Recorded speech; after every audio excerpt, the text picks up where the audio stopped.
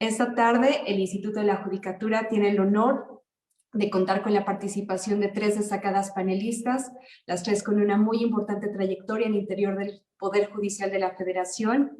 Quiero darle en primer lugar la bienvenida a la consejera Loreta Ortiz Alf. Bienvenida, señora consejera, muchas gracias por estar con nosotros. Muchas gracias y encantada de estar con ustedes. Gracias, buenas tardes. Voy a leer una breve reseña curricular de la consejera. Ella es egresada de la Escuela Libre de Derecho, maestra en Derechos Humanos por la Universidad Iberoamericana y doctora en Derechos Humanos y Derecho Comunitario Europeo por la Universidad Nacional de Educación a Distancia de España. Ella es miembro del Sistema Nacional de Investigadores nivel 3. A nivel nacional ha impartido cátedra en la Universidad Panamericana, en el Instituto Matías Romero, en la Escuela Libre de Derecho, así como en la Universidad Iberoamericana Ciudad de México.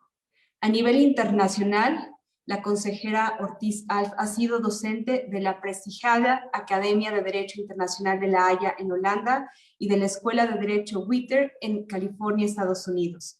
Ella además cuenta con diversas publicaciones en materia de derecho internacional público, régimen de los tratados y la protección de los derechos de la persona humana.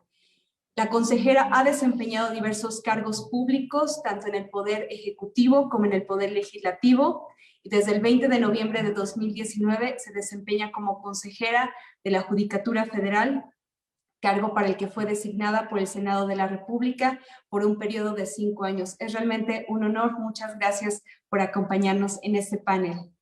También contamos con la participación de la magistrada Marisol Casañeda Pérez. Ella es titular en el Tribunal Colegiado en materias administrativa y del trabajo del 22º Circuito. Ella cursó la licenciatura en Derecho en la Universidad de Guanajuato, cuenta con un máster por la Universidad Autónoma de Barcelona en España y la Universidad de Guanajuato. La magistrada Castañeda Pérez es también doctora en Derecho Penal por el Centro de Estudios de Posgrado. Ha participado en múltiples actividades docentes dentro y fuera del Poder Judicial de la Federación y a partir de mayo de 2020 es integrante del Comité Académico del Instituto de la Judicatura Federal. Agradecemos mucho su presencia, magistrada Marisol Castañeda. Gracias a ustedes, buenas tardes. Buenas tardes a todas las personas que nos siguen por las redes sociales, a quienes se conectaron ahora por esta aplicación de Zoom. Es un placer estar con ustedes. Gracias. Gracias a usted. Finalmente también con la participación de la magistrada Lorena Josefina Pérez Romo. Ella es egresada de la licenciatura en Derecho por el Instituto Tecnológico y de Estudios Superiores de Monterrey. Cuenta con maestría y doctorado en el Sistema Penal Acusatorio. Se ha desempeñado como jueza de distrito especializada en el Sistema de Justicia Penal Acusatorio, en funciones de juez de control y de enjuiciamiento en el Centro de Justicia Penal Federal en el Estado de Colima. Actualmente se desempeña como magistrada presidenta adscrita al Quinto Tribunal Colegiado en Materia Penal del Primer Circuito, con sede en la Ciudad de México. Ha sido catedrática en diversas universidades, así como en el Instituto de la Judicatura Federal. Actualmente también es integrante del comité académico de esta escuela judicial. Muchas gracias, magistrada Pérez Romo, por estar con nosotros esta tarde. Buenas tardes a todas y todos. Muchas gracias. Gracias. Pues sin más preámbulo, vamos a cederle en primer lugar el uso de la palabra a la consejera Loreta Ortiz Alf, quien tiene preparada una presentación con motivo de este panel sobre la paridad de género. Muy buenas tardes, muy agradecida con el Instituto de la Judicatura Federal por la invitación. Próximamente ya Escuela Judicial Federal.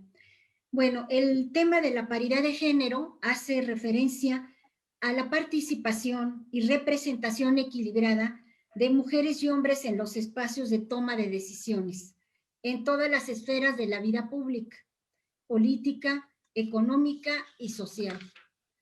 Si las mujeres constituimos alrededor de la mitad de la población mundial, representamos también la mitad de las capacidades potenciales de nuestras sociedades. La infrarrepresentación de mujeres en los espacios de toma de decisiones no permite considerar plenamente los intereses y necesidades del conjunto de la población. La paridad de género permite que las mujeres en toda nuestra diversidad tengamos una participación y representación igualitaria en la vida democrática. Cabe recordar la Convención de la CEDAW, ratificada por México en 1981, la cual obliga a los estados a eliminar todos los perjuicios y prácticas discriminatorias, así como a elaborar y aplicar políticas y leyes teniendo en cuenta la igualdad de género. Al mismo tiempo, debemos enfatizar que una de las más graves violaciones a los derechos humanos es precisamente el discriminar. Es el eje transversal en todos los derechos humanos. No se puede discriminar, obviamente, en razón de género. De igual forma, cabe recordar el artículo 8º, la Convención establece que los estados tomarán las medidas apropiadas para garantizar a las mujeres en igualdad de condiciones con los hombres y sin discriminación la oportunidad de representar a sus gobiernos. Otra convención de la cual México es parte, la Convención Belém do Pará, ratificada por México en 1988, establece que toda mujer tiene derecho a tener igualdad de acceso a las funciones públicas de su país y a participar en los asuntos públicos, incluyendo la toma de decisiones. Artículo 4º, inciso J.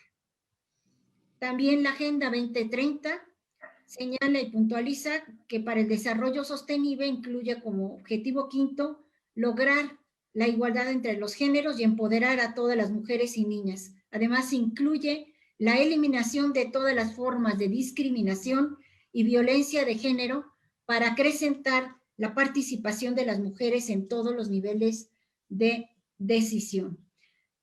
En esto, también cabe remarcar que México, al ser parte de estos tratados internacionales, pues está obligado a cumplir con los instrumentos internacionales ya señalados y constituyen ley suprema de toda la Unión. Cabe señalar que aunque desde 1993 se adoptaron acciones afirmativas en nuestro país para mejorar la distribución de las candidaturas a favor de las mujeres, la paridad como principio constitucional fue incorporado hasta el año de 2014. Se dispuso en el artículo 41 constitucional la obligación para los partidos políticos de postular paritariamente, subrayo, sus candidaturas para los congresos federal y locales. A partir de entonces, se han aprobado sucesivas reformas legales para garantizar la presencia de mujeres en espacios de toma de decisiones en la vida política, económica y social de nuestro país. El 6 de junio del 2019 tuvo lugar una importante reforma constitucional en materia de paridad de género, con miras a garantizar que la mitad de los cargos de decisión política entre los 3 niveles de gobierno y en los 3 poderes de la Unión, así como en organismos autónomos, sean para mujeres. A la fecha, esta reforma representa uno de los avances más importantes en materia de igualdad sustantiva entre hombres y mujeres. Es decir, no basta que sean enunciativas nuestras leyes y nuestro régimen nacional, sino que se debe hacer efectiva la paridad de género, es decir, mediante acciones que deben de tomar los 3 órdenes, los 3 principales órdenes de poder, el legislativo, el ejecutivo y judicial. De esta forma, para el Poder Ejecutivo, se establece que los nombramientos de las personas titulares de las secretarías de despacho deberán observar el principio de paridad de género, tanto a nivel federal como a nivel local. Para el Poder Legislativo se establece que las listas de candidaturas para diputaciones y senadurías de representación proporcional deben aplicar la paridad horizontal y vertical. Adicionalmente, los partidos políticos están obligados a garantizar la paridad de las candidaturas a los cargos de elección popular. Y en el Poder Judicial, ¿cuáles han sido las medidas que se han tomado para hacer efectiva esta obligación internacional de paridad de género? Con relación al Poder Judicial, debemos mencionar en específico la reforma del 2019, estableció que la integración de los órganos jurisdiccionales será mediante concursos que observen la paridad de género. Además, la reforma tuvo como objetivo adicional la adopción de un lenguaje incluyente y con una perspectiva de género. De esta forma, el actual artículo 94 constitucional hace referencia a integrantes de la Suprema Corte de Justicia como ministras y ministros. Todo lo anterior coincide con los esfuerzos institucionales encabezados por el ministro presidente que buscan consolidar una institucionalización de la perspectiva de género en el Poder Judicial Federal. En el Poder Judicial Federal cabe preguntarse cuáles han sido los avances en materia de paridad. Afianzar y eliminar la brecha de género al interior del Poder Judicial Federal es fundamental para transformar la realidad de la justicia en nuestro país. Las acciones de paridad de género en la función jurisdiccional las observamos, en primer lugar, en los concursos de oposición exclusivos para mujeres. En 2019 y 2020 se tomó la protesta a 51 juezas de distrito y a 13 magistradas de circuito, quienes resultaron vencedoras de concursos de oposición exclusivos para mujeres. En cuanto al combate de las barreras estructurales que venían padeciendo las mujeres en su carrera judicial, se han tomado en cuenta la conciliación, se ha buscado una conciliación de la vida personal, familiar y laboral. Por lo tanto, en la mayoría de los casos, las adscripciones de las nuevas juezas y de la mayoría de las magistradas se buscó que fueran en los lugares de su preferencia o los más cercanos al lugar donde ellas escogieron por razones personales o familiares. También trae consigo el concurso paritario en materia laboral, en el que se buscó una paridad de género en el marco de la implementación del nuevo modelo de justicia en materia laboral. Se emitió el primer concurso, fue el primer concurso paritario y abierto para la designación de personas juzgadoras. ¿Cuáles han sido las acciones en la Defensoría Pública Federal? También como una institución del Poder Judicial Federal y dentro del CAPEL, podríamos decir, como un órgano del Consejo de la Judicatura Federal, pues se han establecido concursos de ingreso igual exclusivos para mujeres. Se emitió por primera vez un concurso de ingreso al cargo de defensor y defensora público y pública dirigido exclusivamente para mujeres. Por determinación del Pleno del Consejo de la Judicatura Federal, la Junta también directiva del Instituto Federal de la Defensoría Pública, esta está integrada de manera paritaria.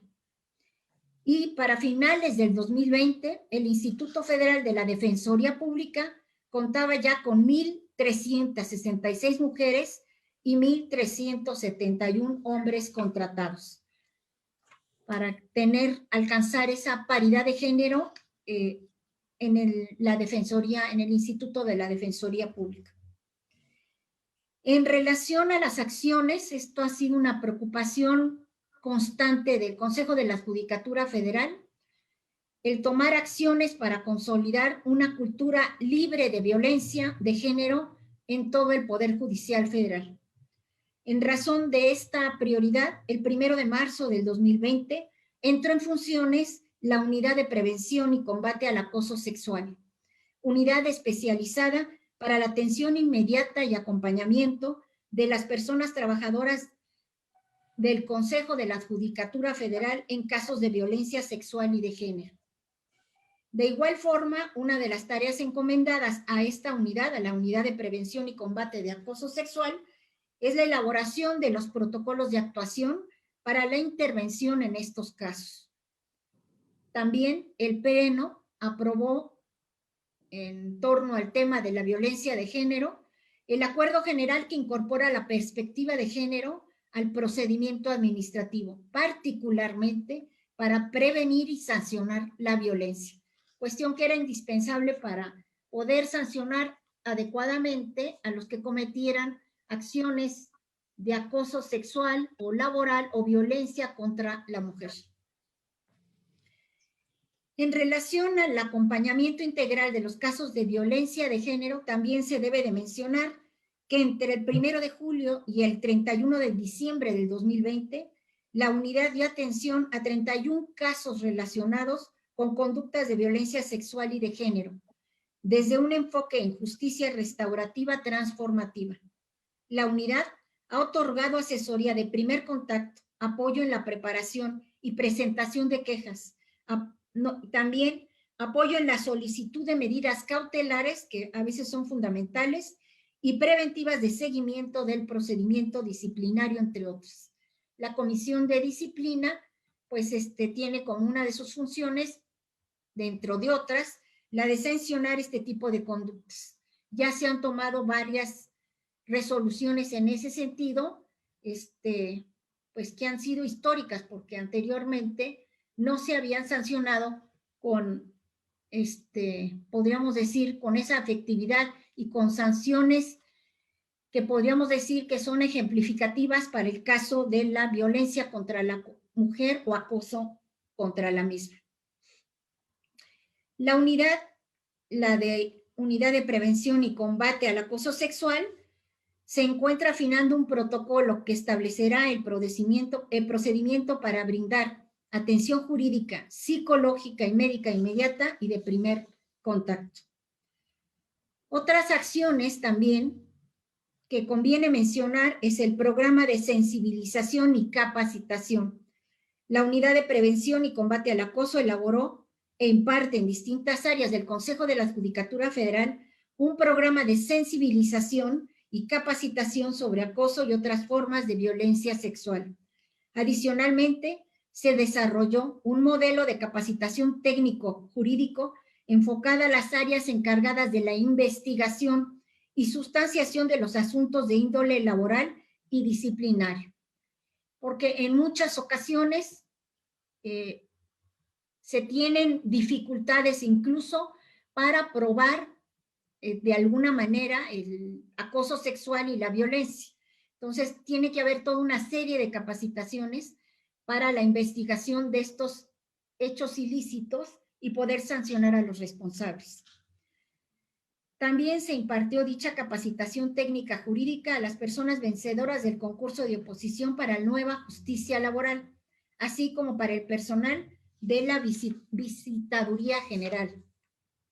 Adicionalmente, se desarrolló un nuevo diseño de buzón electrónico de quejas y denuncias. Se tiene un problema de que el acoso sexual o la violencia de género no se denuncia por múltiples razones.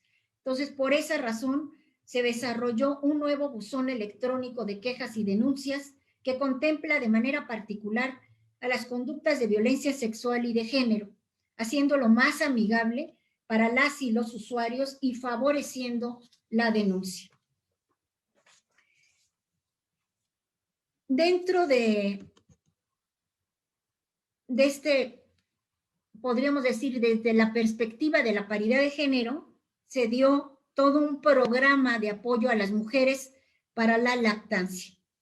De esta forma, la Dirección General de Derechos Humanos, Igualdad de Género y Asuntos Internacionales implementó el programa de lactancia digna. La finalidad de este programa es promover el derecho de lactancia y el derecho al trabajo digno de las mujeres servidoras públicas, así como del derecho a la salud y el desarrollo integral de sus hijas e hijas. Esto no, aunque parece que es algo que no tiene la mayor importancia, pues es la primera vez que se realiza un programa de esta naturaleza y que ya era indispensable para estar en el tenor del cumplimiento de las obligaciones internacionales que tiene el Estado mexicano para respetar estos derechos a las mujeres. Es decir, tener una área de lactancia que sea digna y que se le den todas las facilidades para que pueda continuar con su trabajo y también con la crianza de sus hijos e hijas. A diciembre del 2020 existían ya 127 salas de lactancia habilitadas en el Consejo de la Judicatura Federal. Adicionalmente, 11 salas de lactancia serán instaladas durante el 2021 en los edificios donde están ubicados los nuevos juzgados laborales. Debido a la importancia de la lactancia digna dentro del Consejo de la Judicatura Federal, la Dirección General de Derechos Humanos, Igualdad de Género y Asuntos Internacionales desarrolló toda una metodología centrada en explorar la operación de las salas de lactancia y un catálogo de indicadores de seguimiento. Esto permitirá sistematizar adecuadamente la información y delinear las acciones institucionales necesarias para obtener el máximo beneficio de dichos espacios. Acompañando todo esto, la misma Dirección de Igualdad de Género realizó distintas acciones de difusión masiva durante el segundo semestre del 2020, así como la instalación de carteles distribuidos en todos los edificios del Consejo de la Judicatura que cuentan con salas de lactancia.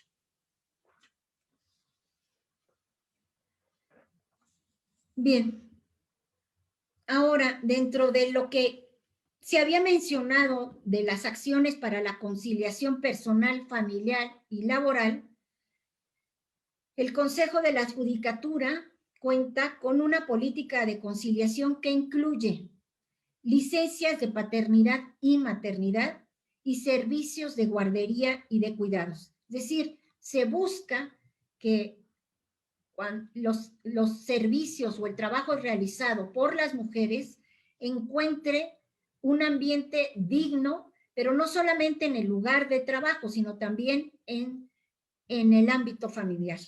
Por eso también se les otorga las licencias a los padres para que también se vayan acostumbrando, por decirlo de alguna manera, o vayan adquiriendo el rol que deberían de adquirir en razón de formar parte de una familia, en el cuidado y educación de los hijos y también para otra serie de labores y en colaboración con las mujeres. También en este entorno de acciones para la conciliación personal, familiar y laboral, la Dirección General de Derechos Humanos, de Igualdad de Género y Asuntos Internacionales da seguimiento a esta política. Durante el 2020 se otorgaron 914 licencias de maternidad y 311 de paternidad. O sea, hay una enorme diferencia o una gran diferencia entre las licencias de maternidad sobre las de paternidad. Nosotros lo atribuimos a la falta de difusión y esperamos que cada vez sean más, ahora sí, solicitadas las licencias de paternidad.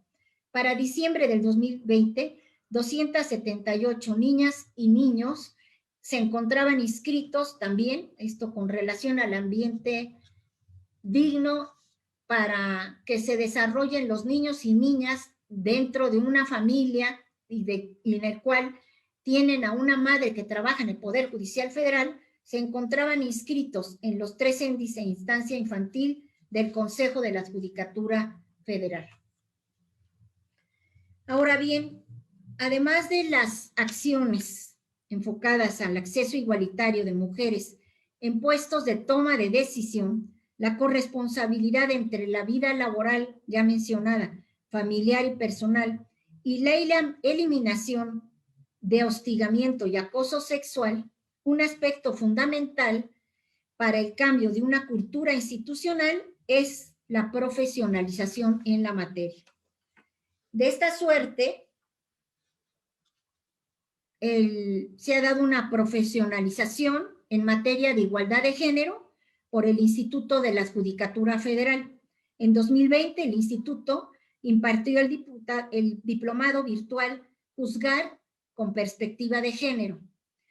También, en el mismo sentido, el Instituto de la Judicatura Federal ha implementado la maestría en Derechos Humanos, Impartición de Justicia y Género en las extensiones de Zapopan, Ciudad de México y Guanajuato.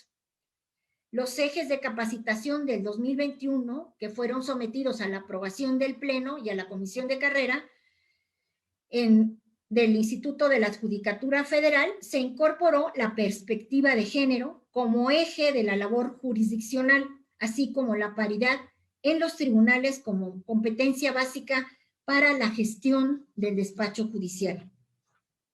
Cabe recordar también dentro de estas acciones para garantizar una impartición de justicia con perspectiva de género, que el Poder Judicial Federal cuenta con un protocolo que proporciona herramientas a quienes impartan justicia para identificar y evaluar las circunstancias y estructuras que perpetúan la discriminación en razón del sexo o del género.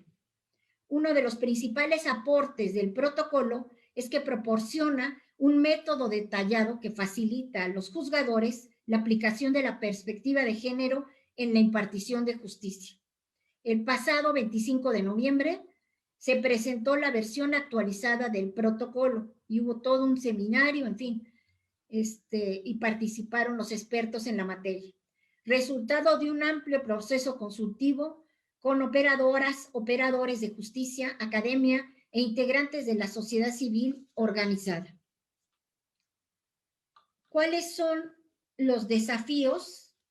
Estos son los avances y siempre, pues, en este tema de paridad de género, pues todavía nos faltan alcanzar algunas metas. Y dentro de los grandes desafíos en materia de paridad de género en el Poder Judicial, pues el que salta a la vista es la enorme desigualdad que hay entre, bueno, por lo menos para su servidora, entre lo que son los cargos que están ocupados o los servidores que están, juzgadores que están como jueces de distrito, varones y los que son mujeres, y los que son magistrados de circuito, los varones y las mujeres. En el cuadro que se les presenta, pues ahí pueden ver que en 6 de las 8 categorías centrales de la carrera judicial hay un desequilibrio en perjuicio de las mujeres servidoras públicas del Poder Judicial Federal. El mayor desequilibrio se observa en las categorías de jueces y juezas de distrito y magistrados o magistradas de circuito.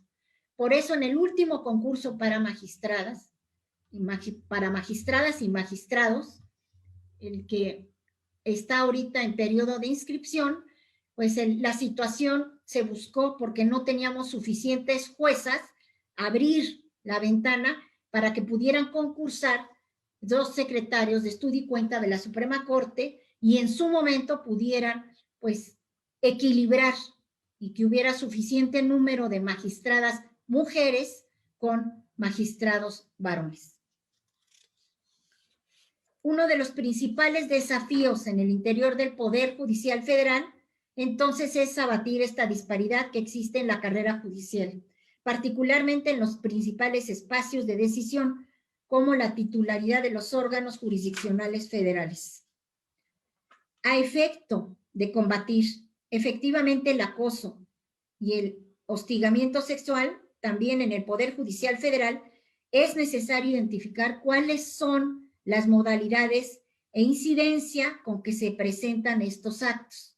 Además de conocer de primera mano cuáles son las dinámicas inhibitorias, lo que había mencionado, de la denuncia.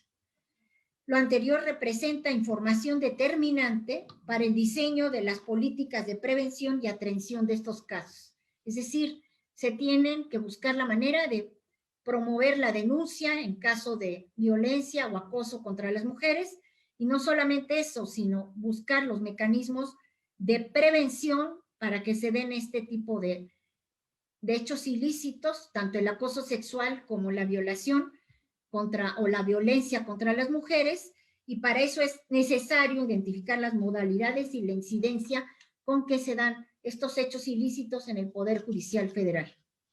Para dar una atención a este desafío, la Unidad de Prevención y Combate de Acoso Sexual y la Dirección General de Innovación, Planeación y Desarrollo trabajan conjuntamente en la aplicación de un cuestionario sobre acoso y hostigamiento sexual y otras formas de violencia de género, proyectado para ser implementado en 2021, que esperamos que sea aplicado por los que realicen las visitas y que a su vez se integre a toda la visita que realizan periódicamente los visitadores y que a su vez es revisada por la Comisión de Vigilancia del Consejo de la Judicatura Federal.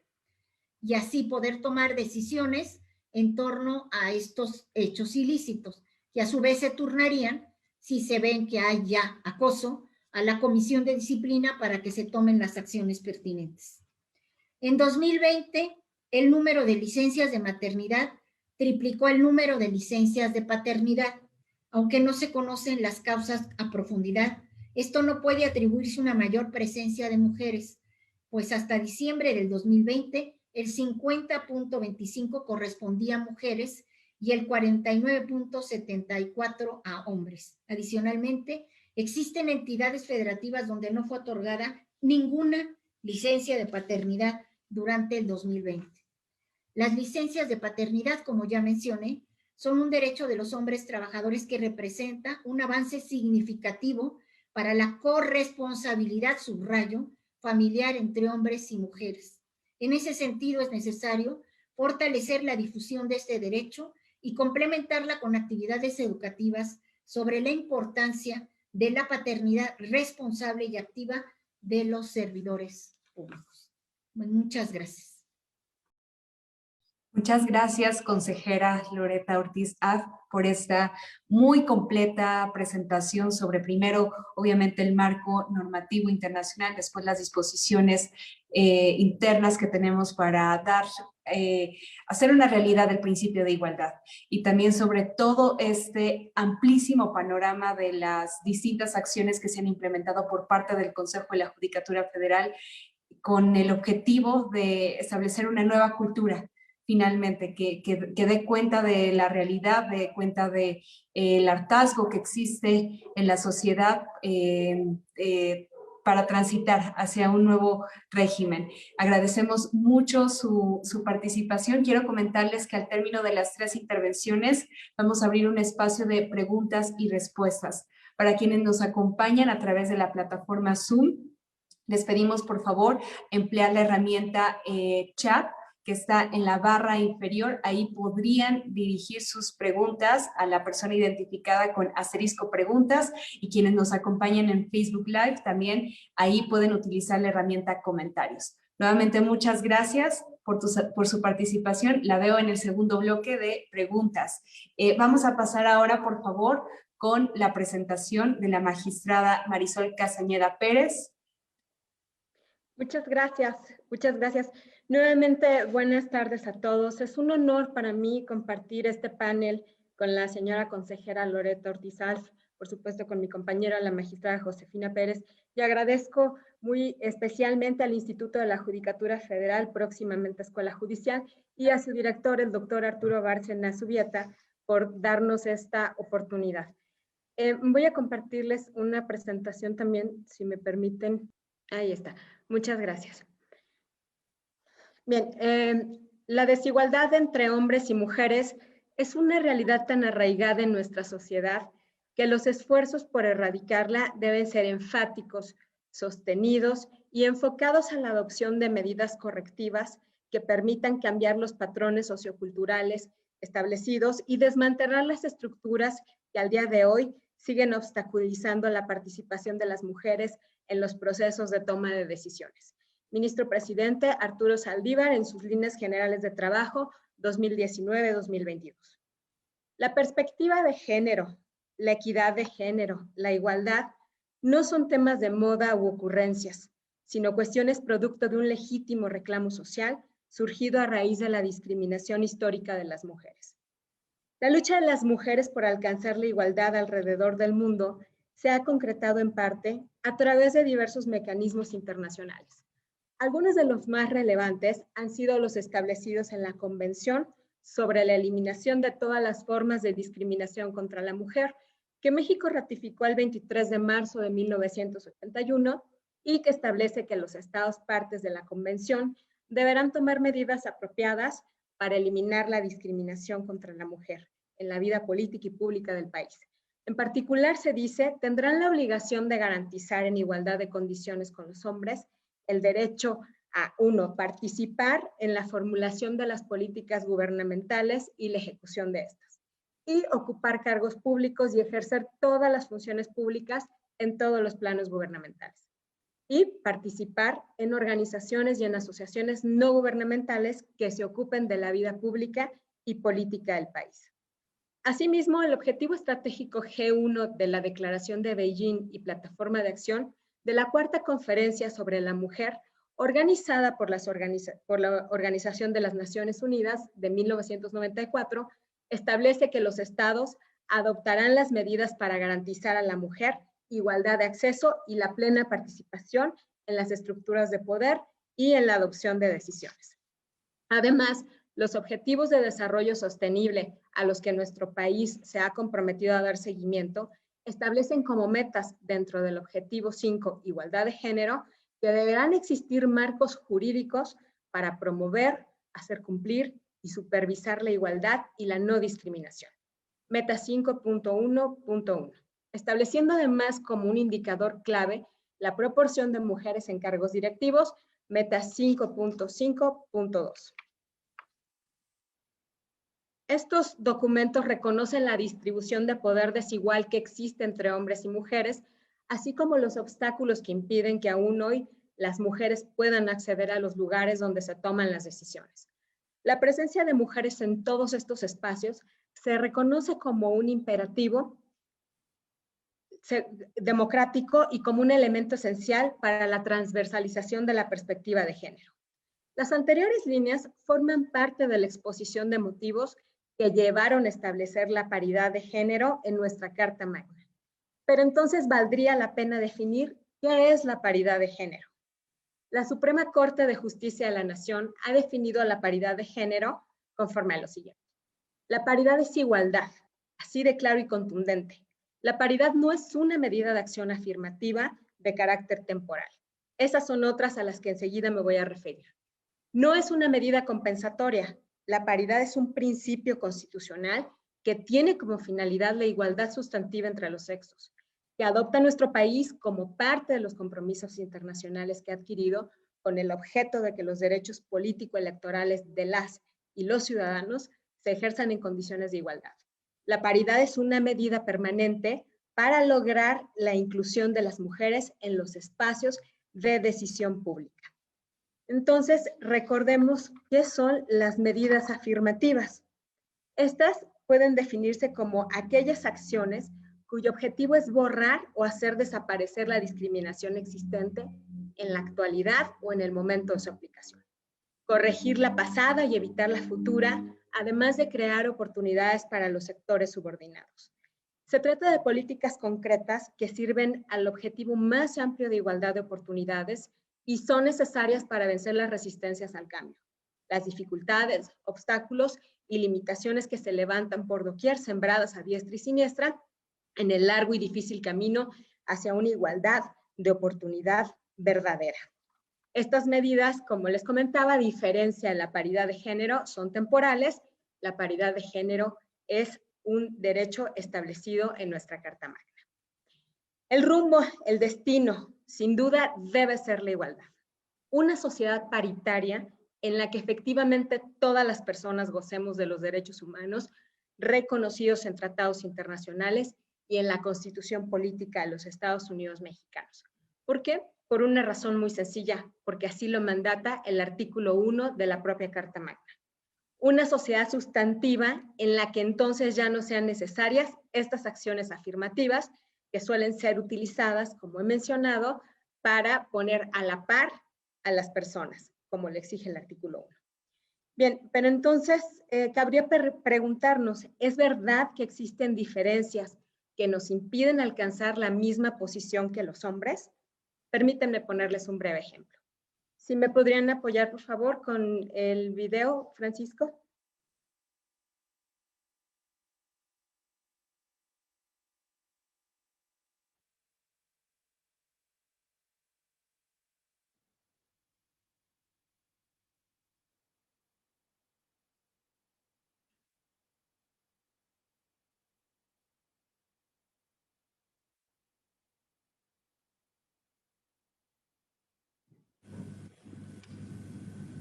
Solo serían 15 días. Llevo 2 años preparándome esa oposición, ¿sabe? Un temario, ni se lo imagina, como las páginas amarillas de Gordo. El procedimiento administrativo local, las fuentes del derecho público. Tuve que apuntar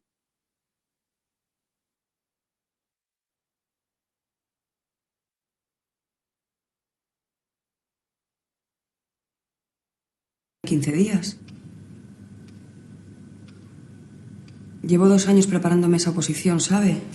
Un temario, ni se lo imagina, como las páginas amarillas de Gordo. El procedimiento administrativo local, las fuentes del derecho público. Tuve que apuntarme a una academia y dejé de trabajar para poder estudiar a tiempo completo. Y vivo de mis padres y de mi novio. Eso es lo peor. Con 32 años tener que ir con mi madre a comprarme ropa como si fuera una niña pequeña. O que me sigan regalando dinero en mi cumpleaños y en Navidad.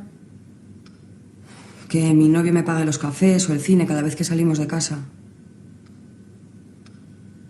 He intentado conseguir una segunda convocatoria, pero mi caso no se contempla y estuve con un sindicato recogiendo firmas, pero nada. Y claro, yo veo a mis amigos que tienen su vida más o menos resuelta, sus trabajos, y yo pues... Si encima pierdo la oportunidad de hacer ese examen, serán 2 años perdidos del todo. No sé, como si un pintor tardara 2 años en pintar un cuadro y después lo quemara.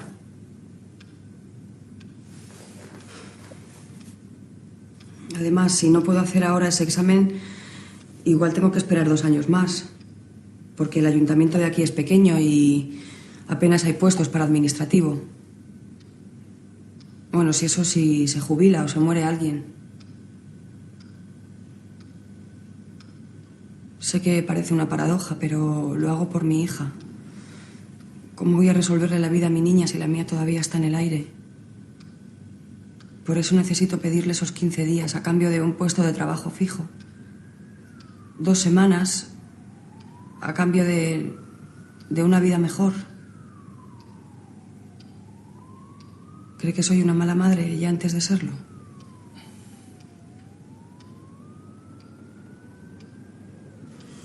¿Qué día sales de cuentas? El 4 de noviembre, un día antes del examen.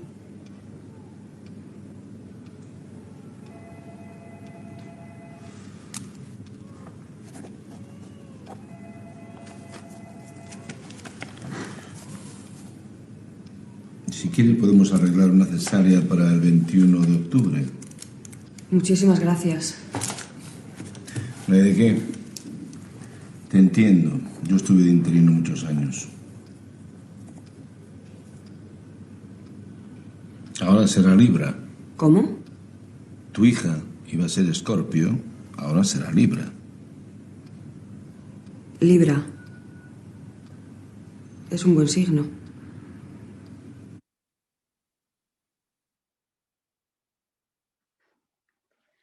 Muchas gracias.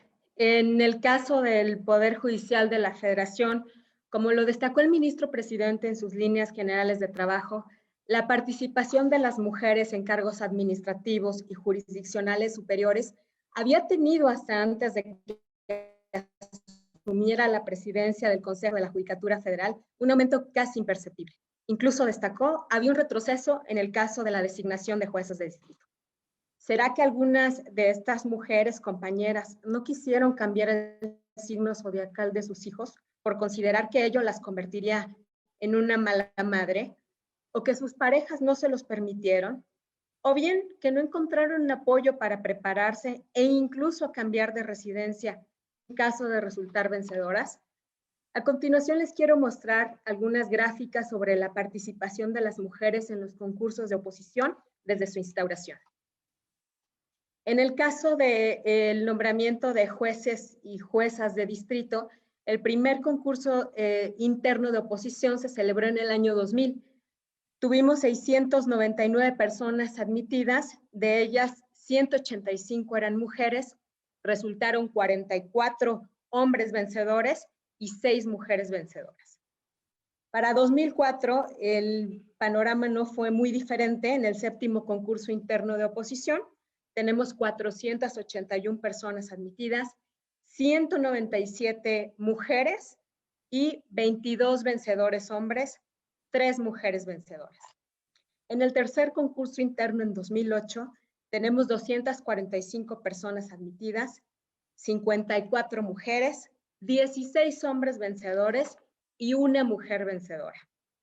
En el 11º concurso interno en materia mixta de 2010, tenemos 273 personas admitidas, 70 mujeres, 10 hombres vencedores, 0 vencedoras. Para 2015, que en el 21º concurso interno, que es el concurso que hasta la fecha ha tenido más convocatoria de personas, tenemos 1,206 personas inscritas. De esas fueron 394 mujeres admitidas, 14 hombres vencedores y 4 mujeres vencedoras, entre las que se encuentra su servidora. Para 2015 se instauran los procesos de los concursos internos de oposición en el nuevo sistema proceso penal acusatorio, y ahí tenemos entre de los muchos concursos que se celebraron con motivo de ello, uno en especial que llama la atención, en donde existen 111 personas admitidas. De esas 111, 37 eran mujeres, 7 hombres resultaron vencedores, 0 mujeres vencedoras. Y la tendencia la podemos ver en los siguientes años prácticamente igual, hasta que llegamos a 2019, en el que se convoca al primer concurso interno de oposición para la designación de juezas de distrito. Tenemos 1,168 mujeres admitidas y 50 vencedoras. En el caso de los concursos para acceder al cargo de magistrados y magistradas de circuito, la situación no es muy diferente. El primer concurso celebrado en 1996, tenemos 64 personas admitidas. De ellas, 16 eran mujeres, resultan vencedores 44 hombres y 9 mujeres. En el sexto concurso interno celebrado en 2000, tenemos 21 personas admitidas, de esas eran 4 mujeres, vencedores 16 hombres, vencedoras 2 mujeres. En el octavo concurso interno celebrado en 2001, tenemos 20 personas admitidas, 3 mujeres admitidas, 11 vencedores hombres y 2 mujeres vencedoras. Para el segundo concurso de oposición libre celebrado en 2004, tenemos 39 personas admitidas, 6 mujeres admitidas, 18 hombres vencedores y solo 2 mujeres vencedoras.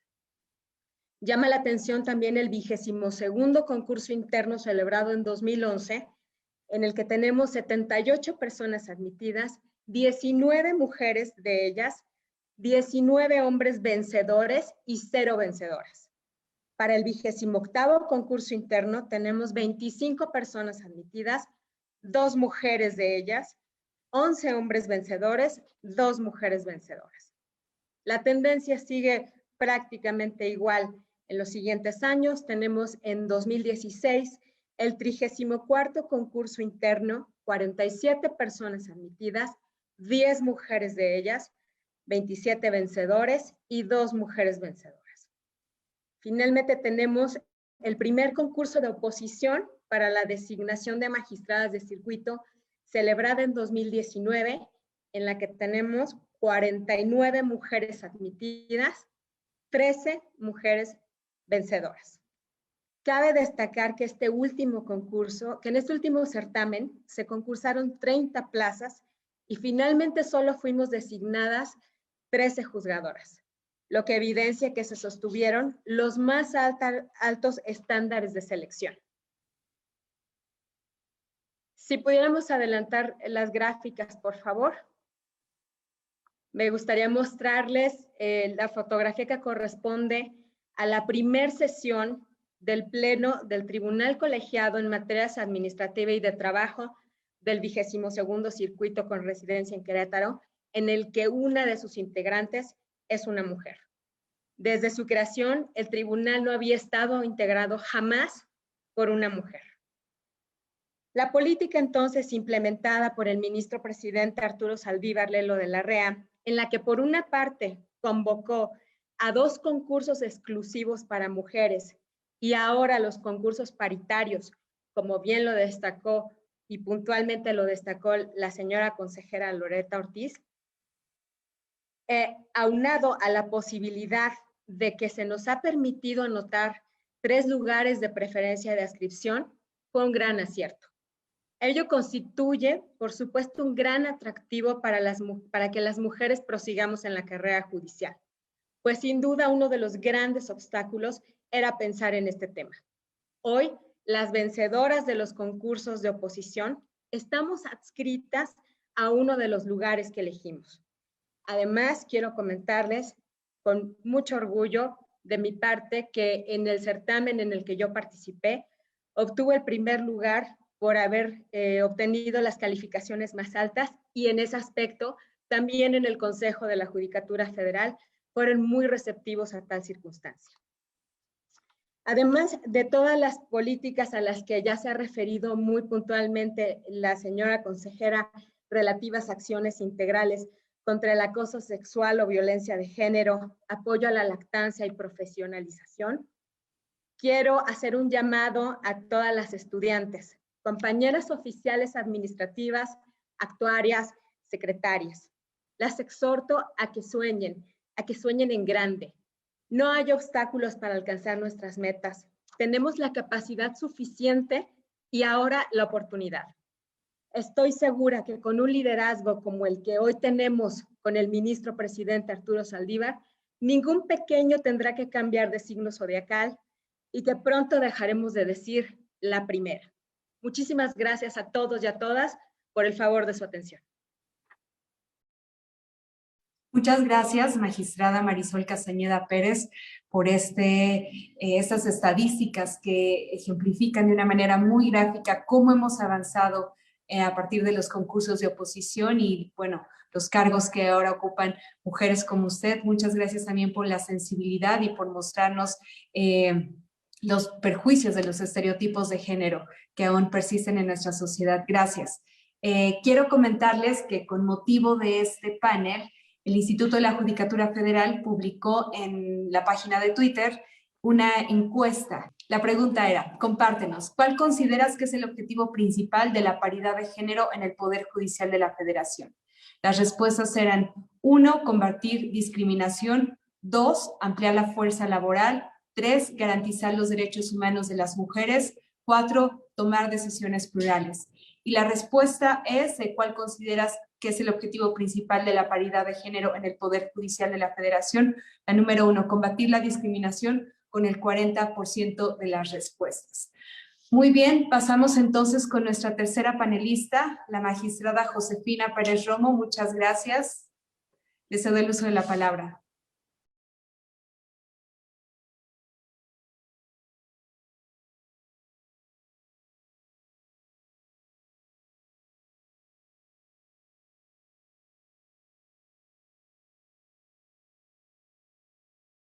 No hay nada más poderoso que una idea a la que le ha llegado su tiempo. Y la paridad de género ha llegado al Poder Judicial de la Federación. Muy buenas tardes, soy Lorena Pérez Romo. Actualmente me desempeño como magistrada presidenta con grandes juristas en el 5º Tribunal Colegiado en materia penal de este primer circuito. Y saludo con un gran afecto a la señora consejera, la doctora Loreta Ortiz Alf, y a la señora magistrada, la doctora Marisol Castañeda.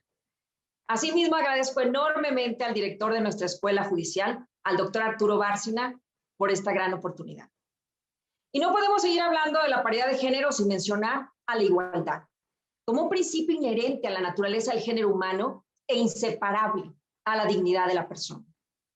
Así, la paridad de género para el Poder Judicial de la Federación se constituye en una participación y representación equilibrada de mujeres y hombres en los puestos de poder y en los de toma de decisiones. Pero lo más importante, en todas las esferas de la vida. Así, también se traduce en una estrategia para la generación de condiciones orientadas a consolidar de manera progresiva y gradual una composición igualitaria entre hombres y mujeres. No podemos soslayar que en nuestro país a la mujer se le han asignado diversos roles. Por ejemplo, los cuidados de crianza, la educación de los hijos, las labores domésticas. Por eso, cuando pretende ascender en una carrera profesional, se genera una doble carga, esta famosa doble jornada laboral. El Poder Judicial de la Federación ha detectado esta problemática, este suelo pegajoso, y para ello ha creado las acciones afirmativas, que sí, son medidas especiales, pero de carácter temporal que consolidan de facto la igualdad entre hombres y mujeres. Pero cuando los conceptos confunden, sobre todo algunos de ellos novedosos, los datos esclarecen. Vamos a escuchar lo siguiente.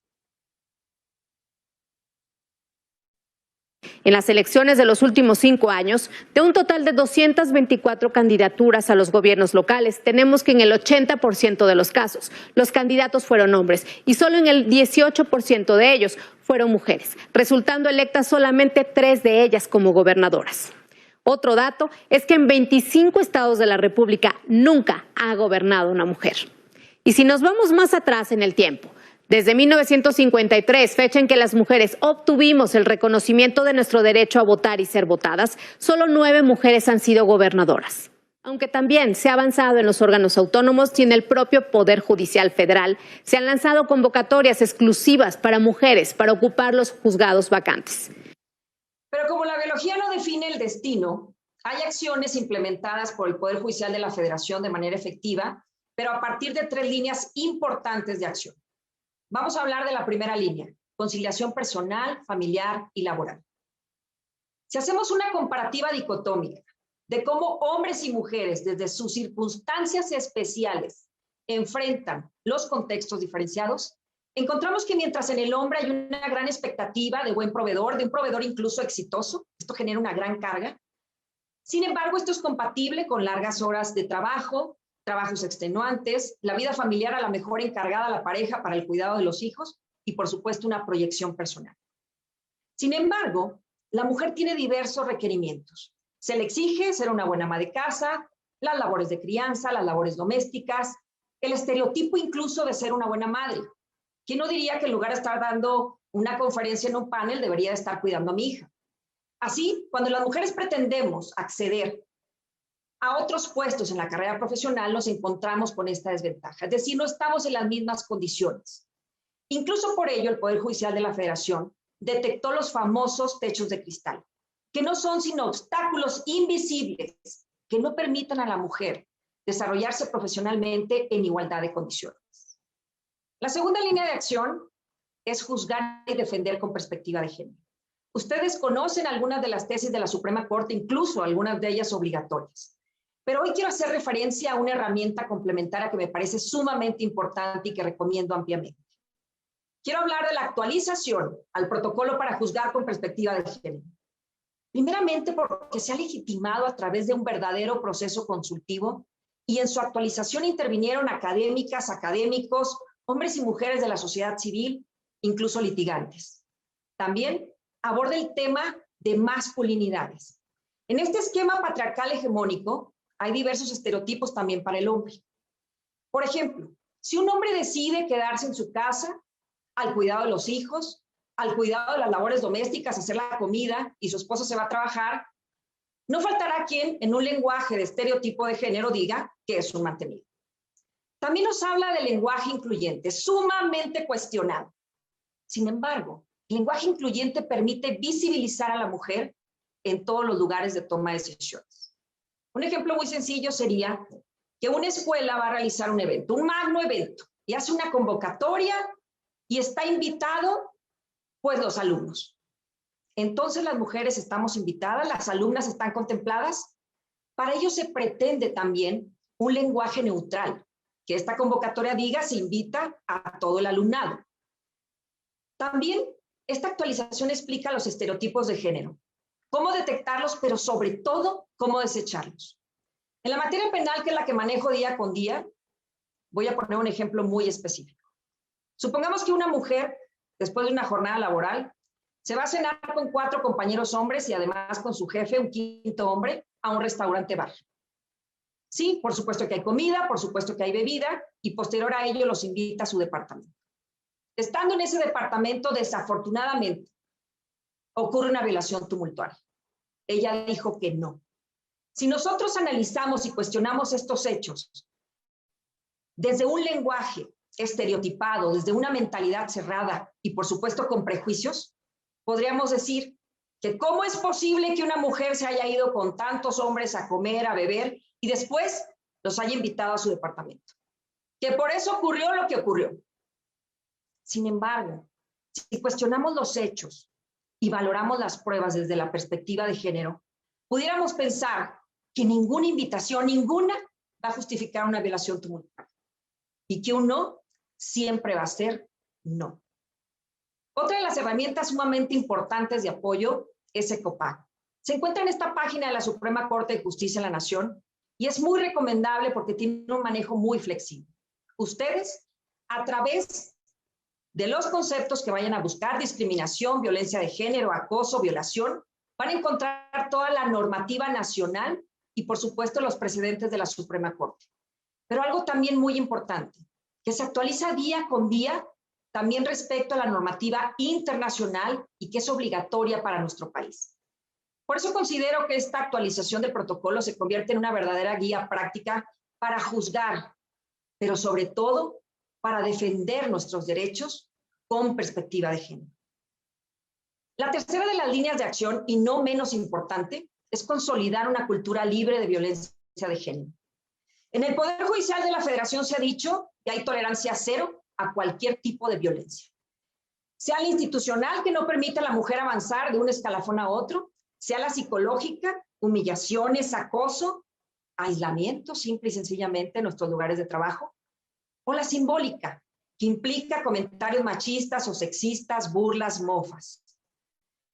Se cuenta que cuando la primera mujer accedió al cargo de ministra, la ministra Salmorán de Tamayo en la Suprema Corte, en el argot jurídico se decía que ahora nuestro máximo tribunal se le debería de llamar la Suprema Corte y Confección.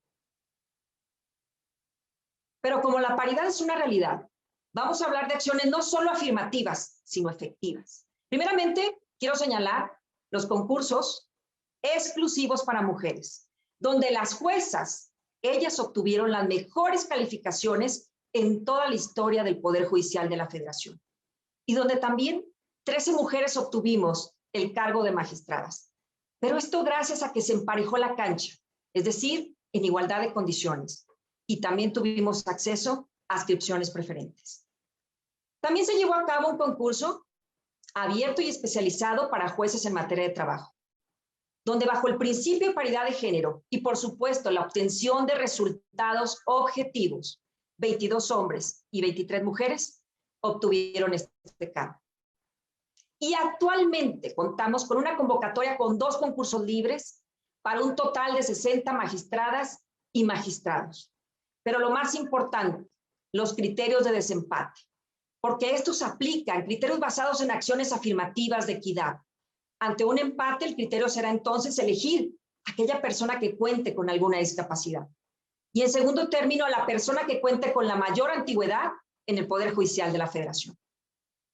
Pero muy importante, por primera vez se define el concepto de cuidados familiares, dirigido a las personas, hombres o mujeres, que tengan a su cargo obligaciones y derechos de guarda y custodia de sus menores hijas e hijos.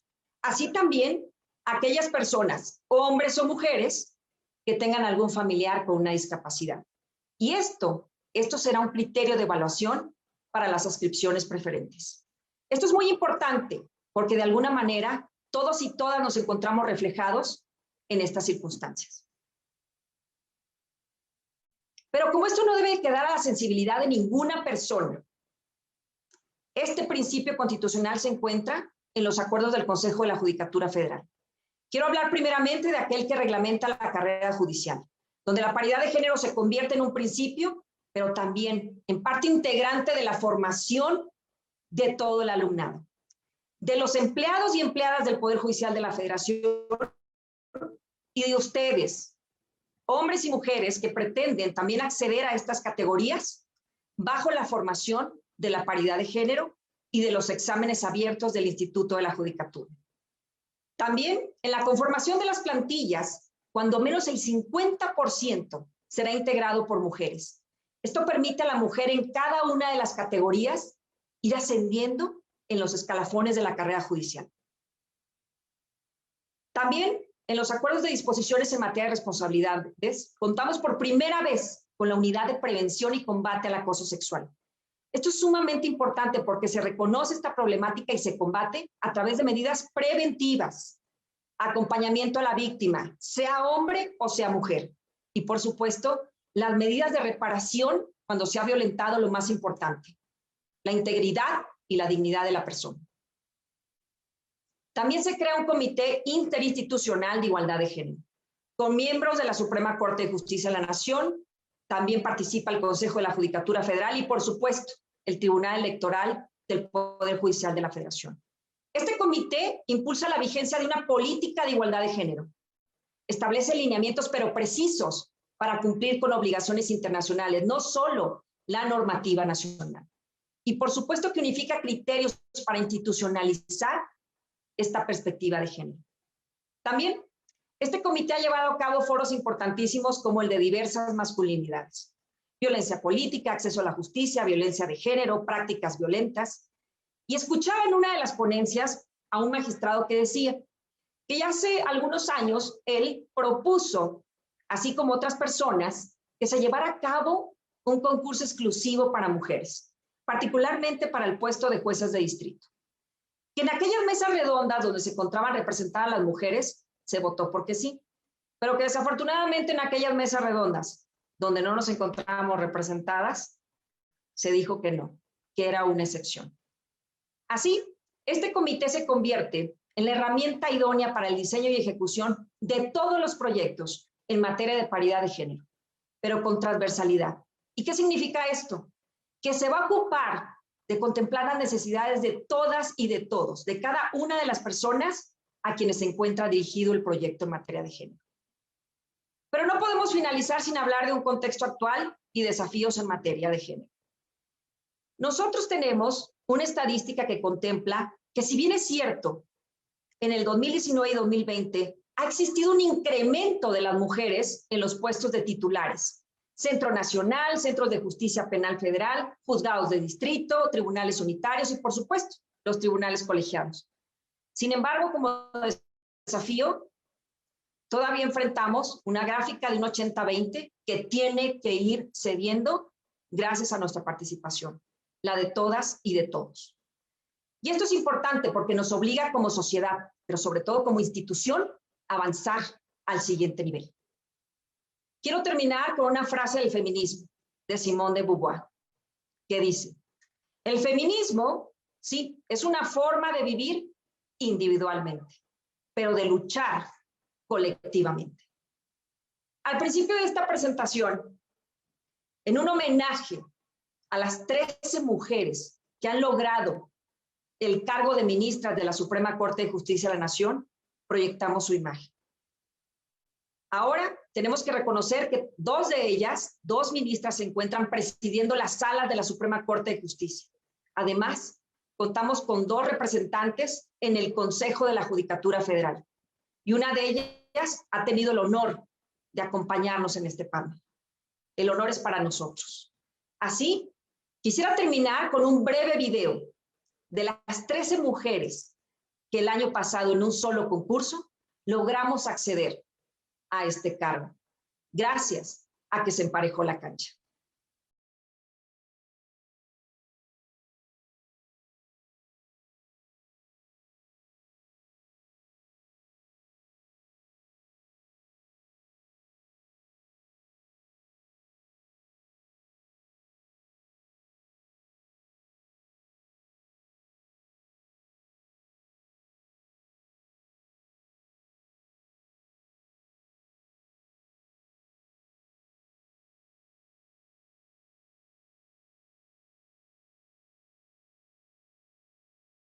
Quisiera terminar con una frase de quien ha hecho esto posible, del ministro presidente Arturo Saldívar. Hagamos acciones afirmativas para emparejar la cancha. Muchísimas gracias. Muchas gracias a la magistrada Lorena Josefina Pérez Romo por esta muy completa, culturalmente emotiva presentación, también por todo el recuento que ha hecho sobre las distintas acciones, tanto a nivel administrativo como a nivel jurisdiccional, que ha empleado el Consejo de la Judicatura Federal para hacer también una realidad la paridad de género. Vamos con las preguntas. Agradecemos mucho por la nutrida participación. Por motivos de tiempo hemos seleccionado las preguntas que representan de mejor manera las inquietudes de quienes nos acompañan. Voy a iniciar con las preguntas dirigidas a la consejera Loreta Ortiz Al. Señora consejera, hay dos grupos de preguntas para usted. La primera, dirigida a la Unidad de Prevención y Combate al Acoso Sexual establecido por el Consejo de la Judicatura Federal. Hay varias preguntas sobre la operación de la unidad, en el entendido de que en la medida en la que haya una cultura libre de violencia para quienes, las mujeres que son parte del Consejo de la Judicatura Federal, podrán existir las condiciones laborales para que se siga ascendiendo dentro de la carrera judicial. Entonces, la primera pregunta sobre la operatividad de la unidad es con respecto al buzón de quejas, si este es anónimo. Hay una segunda pregunta también correspondiente al régimen de responsabilidades que haya para quien se detecte haya incumplido con o haya llevado a cabo actos de violencia de género. Si nos pudiera ahondar un poco más al respecto, por favor. Y con mucho gusto. Bueno, sí se pueden presentar quejas o denuncias anónimas. No necesitan, bueno, de inicio se pueden presentar a esta unidad anónimas. Sin embargo, si se quiere ya finalmente y se pueden tomar medidas precautorias, como es cambiar de adscripción a la persona que sufrió el acoso sexual. Esa es la primera que se tomaría, porque se ha visto que en varias ocasiones es el propio titular del órgano donde está trabajando la funcionaria judicial, y entonces tenemos que tomar medidas de cambio de adscripción. Aunque sean anónimas, de inicio pueden ser anónimas, pero después sí se necesita, para efectos de probar si se va a culminar con medidas disciplinarias, sí se va a necesitar que se identifique la persona que fue agredida. Incluso, no solamente es, esta cuestión no nada más es manejada dentro del Consejo de la Judicatura Federal y origina las responsabilidades correspondientes, sino que se acompaña a la persona que fue violentada, a la mujer, o que fue acosada, para que presente en su caso, si desea, una denuncia, pero ya esto sería en la fiscalía para perseguir el delito que se cometió. En el caso de la responsabilidad, pues y ya que se ha hecho mención a esto, en el Pleno, el Consejo de la Judicatura, hemos tomado decisiones de inhabilitación, o sea, por acoso sexual. O sea, inhabilitación. Ha habido casos en los cuales han habido, y por 20 años, o sea, no han sido sanciones menores. Otros, ha habido razonamientos, es que ya les falta muy poco tiempo para ya jubilarse, si no toman en consideración. Su servidora les ha dicho, lo hubieran pensado antes. O sea, el tener dos consejeras en el Pleno de la Judicatura y al ministro presidente, que además ha sido muy sensible en estos temas, pues ha ayudado muchísimo a la responsabilidad, a exigir la responsabilidad de estos titulares, o si no titulares, de estos juzgadores que han cometido, servidores jurisdiccionales que han cometido acoso sexual. En algunas ocasiones, lo que han alegado, por increíble que parezca, usos y costumbres. Y es lo más indignante que uno pueda imaginarse. O sea, alegan, hay un caso que fueron 11 y que teníamos las pruebas en nuestras manos y que alegó la persona en cuestión que eran usos y costumbres. Muchas gracias, consejera. Hay otra pregunta también con relación a la operatividad de la Unidad de Prevención y Combate al Acoso Sexual, en el sentido de que qué sucede cuando es un hombre quien emplea este mecanismo. Es posible también que no es una cuestión únicamente de sexo, sino que tanto hombres como mujeres pueden ser sujetos de conductas que atenten contra su integridad, contra su dignidad. Entonces, si esta unidad es exclusiva para las mujeres. No, no nada más es exclusiva para las mujeres, es una cuestión que también se discutió en el Pleno, que no se iba a crear la unidad exclusiva de violencia contra contra la violencia de las mujeres, sino de la violencia de género. Es decir, no es una cuestión exclusiva de las mujeres. Si hay en algún momento violencia contra, y no nada más contra los varones, sino puede ser contra personas del grupo LGTBI que también pueden sufrir agresiones, que es común. Entonces ellos también pueden acudir a la unidad para pedir que se tomen las acciones necesarias, que van desde asesoría, tomar medidas precautorias o preventivas, hacer las denuncias correspondientes, es decir, toda una gama, asesoría psicológica, porque esa es la otra cuestión. En la mayoría de los casos, uno, no es la primera vez que yo tengo contacto con este tipo de, podría decir, con este tipo de hechos ilícitos. Antes de ser nombrada consejera de la Judicatura Federal, yo trabajaba en la Universidad Iberoamericana como académica de tiempo completo y pedí que me cambiaran como directora jurídica de lo que es Casa Meneses y que da asesoría jurídica gratuita. Y lo quería precisamente para la atención del término, o sea, los temas que veía yo en Santa Fe eran, Casa Meneses estaba en Coajimalpa y veía todos los temas de violencia contra la mujer. Y el principal problema era empoderar a estas mujeres. Y recibían al mismo tiempo el tratamiento psicológico más la asesoría a nivel jurisdiccional, podríamos decir, o jurídico. Pero si no se da el tratamiento al mismo tiempo, es muy difícil abordar el problema, porque lo que sucede es que las mujeres no quieren denunciar.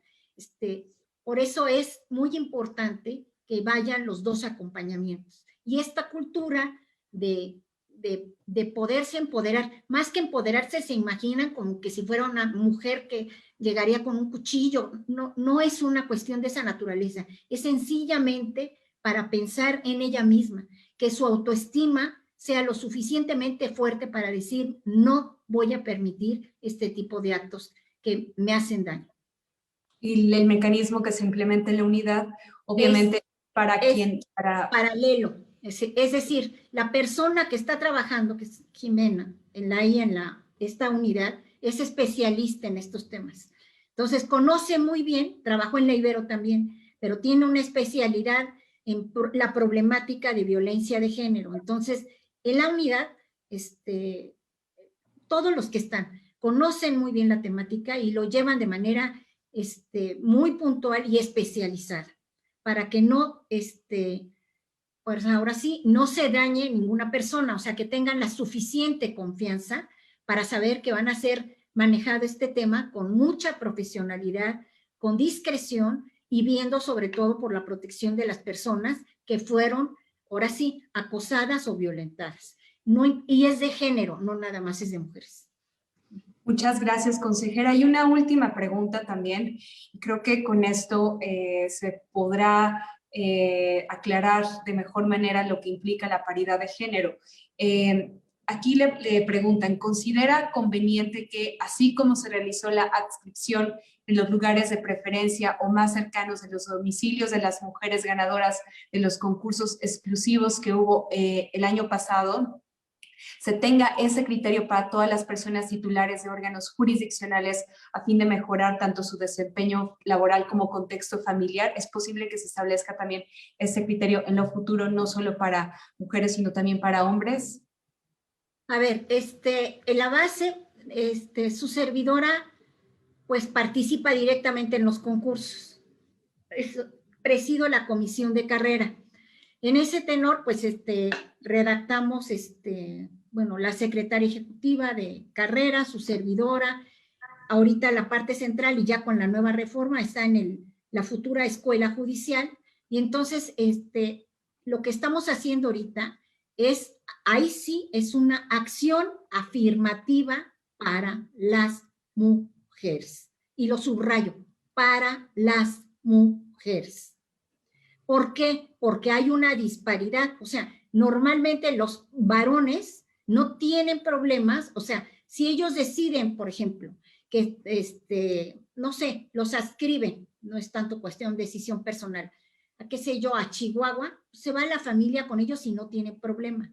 Pero es la normalidad en las mujeres es que si ellas salen ganadoras o no se inscriben, ya ni siquiera no participan, si no les garantizan de alguna manera que podrán tener una adscripción a lo que ellos están obligadas, subrayo la palabra obligación, a estar. ¿Por qué? Porque tienen obligaciones normalmente con la familia, con los padres, con los hijos, y no pueden decidir ellas profesionalmente, si tienen una familia, decir, me voy a Chihuahua, me voy a Guerrero, me voy, en fin, a los lugares a donde las pueden adscribir. Entonces, esta sí es una acción afirmativa, subrayo, para mujeres, porque fue una manera de poder asegurar que ellas participaran. Y esto lo dieron los ejemplos, las magistradas que me siguieron, lo señalaron muy puntualmente. Es decir, de no haber tenido esa facilidad, pues no se hubieran inscrito ni siquiera a concursar. Y normalmente, casi en todos los casos de las juezas y los magistrados, las magistradas casi todas. Ese es uno de los grandes beneficios para que participen. Perfecto, consejera. Pues muchísimas gracias. Esas fueron las preguntas que llegaron para usted. Vamos a pasar ahora con las dos preguntas que fueron formuladas para la magistrada Marisol Castañeda Pérez. Si pudiera, por favor, explicarnos la diferencia entre paridad de género y perspectiva de género. Muchas gracias. Sí, como les comentaba, la paridad de género es algo que existe, que está establecido ya en la Constitución, incluso como un derecho. Es algo que a mí me parece muy sencillo de explicar cuando volteamos a ver el artículo 1 de la Constitución, en donde dice que todas las personas gozarán de los derechos humanos reconocidos en los tratados internacionales y en la propia Carta Magna. Entonces se trata de que todos tengamos acceso a ese derecho a la igualdad. ¿Cómo vamos a materializar ese derecho a la igualdad? Bueno, pues una de las herramientas que ahora tenemos es precisamente esta de la perspectiva de género. Es un tema además que forma parte de la doctrina jurisprudencial de la Suprema Corte de Justicia de la Nación y que se ha aterrizado en muchos criterios, en muchas sentencias y en el protocolo para juzgar con perspectiva de género. Es, insisto, una herramienta para poder decidir una controversia desde una perspectiva que nos lleve a materializar el derecho a la igualdad. Muchas gracias. Una segunda pregunta también es con respecto a que usted está actualmente en uno de los cargos más altos del Poder Judicial de la Federación y del Estado mexicano, hay que decirlo, que es así. ¿Cuáles son los principales estereotipos culturales que usted ha tenido que derribar a lo largo de su trayectoria profesional para llegar hasta ahí? Pues son los estereotipos que tenemos todas en realidad, son esos roles que nos asigna la sociedad y que yo les comentaba en algún otro espacio que me hicieron favor de invitarme, que desafortunadamente los vamos aceptando hombres y mujeres, ¿no? Desde que somos pequeños y vamos creciendo con esto y hasta hace no mucho tiempo éramos incapaces de romper con el patrón y decir vamos a educar a nuestros hijos de otra forma, ¿no? Porque siempre he pensado eso, este es un tema cultural, entre comillas, es un tema de educación, porque crecemos con esta situación, ¿no? Las niñas juegan con muñecas, las mujeres lavan los trastes, lavan la ropa, las mujeres se quedan en casa, lo que les ponía en el ejemplo del video, ¿no? O sea, llegamos al punto de creérnosla, de que somos malas madres porque decidimos estar esta tarde en un panel en lugar de estar con nuestros hijos. Como decía esta chica del cortometraje, bueno, es que he trabajado tantos años, he trabajado 2 años preparándome para obtener este puesto y ahora que van a ser mi bebé, bueno, pues lo que necesito son solo esos 15 días, ¿no? Para que yo pueda aplicar ese examen al que me he venido preparando tanto tiempo. Entonces, creo que sí, me siento muy honrada del espacio en el que ahora estoy. Insisto mucho en que gracias de verdad al Consejo de la Judicatura Federal, al presidente, que nos ha dado esta oportunidad, porque como bien lo decía ahora la consejera, si no nos hubieran dado esta posibilidad de estar en algún lugar de adscripción preferente, tal vez nosotras no estaríamos aquí, ¿no? Tenemos entonces que romper con esos estereotipos, igual que cualquier persona, igual que cualquier mujer que desempeñe cualquier trabajo, y por eso mi llamado sigue siendo a que por favor no crean o empecemos a romper esos estereotipos. No somos unas malas madres, somos mujeres, somos profesionistas, somos seres humanos que tenemos derecho a la igualdad porque así lo dice la Constitución. Muchas gracias. Muchas gracias, magistrada. Pasamos entonces en el último bloque con las preguntas que se formularon para la magistrada Lorena Josefina Pérez Romo. La primera es, ¿cuáles son los principales retos que usted considera para juzgar con perspectiva de género en la actividad jurisdiccional? Wow, es una pregunta bien interesante. Mira, a mí me tocó, incluso como juez de control, analizar situaciones muy específicas de mujeres que se encontraban introduciendo droga para el marido, para el esposo, para la pareja que se encontraban recluidos. Y eran unas cuestiones sumamente complicadas porque además la droga, por ejemplo, la tenían en la vagina y eso podía explotar en cualquier momento o hacer una cuestión impresionante. Cuando tú analizabas esos asuntos, tú veías esta interseccionalidad, todas estas cuestiones, eran mujeres que además tenían problemas económicos, culturalmente, en educación, incluso pues era la cuestión de la defensa, eran excelentes defensores públicos, pero aquí tienes que crear también una sensibilidad de que aquí había una problemática. Incluso también el tema de una defensa adecuada, cuando tú veías que si iba un hombre y una mujer y estaba el abogado de alguna manera decantado por escuchar al hombre y no a la mujer en esta situación de defensa. Entonces, por eso es importante cambiar esta ideología a través de la perspectiva de género y como lo ha establecido la Corte, cuestionar los hechos, pero sin prejuicios, valorar las pruebas en esta sana crítica contundente donde el juez tiene que analizar esa sensibilidad de la que una persona está viviendo en ese momento. Con independencia del hecho, hay que analizar con esa sensibilidad del juzgador y, por supuesto, la perspectiva de género. Muchas gracias. Una pregunta final y con esta concluimos el panel de esta tarde. ¿Qué recomendación, qué consejo le daría a todas estas funcionarias judiciales que actualmente se encuentran en un ambiente laboral que no les propicia un sano desarrollo profesional?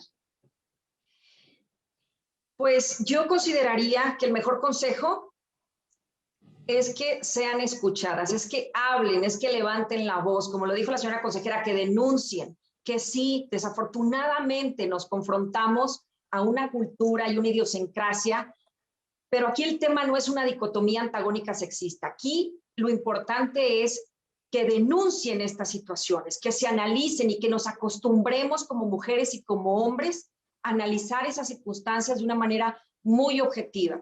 Cuando culturalmente nosotros, de manera muy interna, cambiemos esta concepción y dejemos de juzgar y de prejuzgar con estos estereotipos de género y, por supuesto, con estos prejuicios, escuchar la voz de las personas, mujeres y hombres, va a ser un mundo más justo para todas y todos.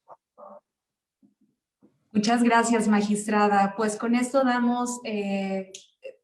cerramos nuestro panel de este día, un panel muy interesante sobre la paridad de género en el Poder Judicial de la Federación, avances y desafíos. Agradecemos muchísimo su interés en esta actividad. A nombre del doctor Arturo Bárcena Zubieta, agradecemos mucho la presencia de la consejera Loreta Ortiz Alf, de la magistrada Marisol Castañeda Pérez y de la magistrada Lorena Josefina Pérez Romo. Gracias por su generoso tiempo y por toda su experiencia y conocimientos. Gracias.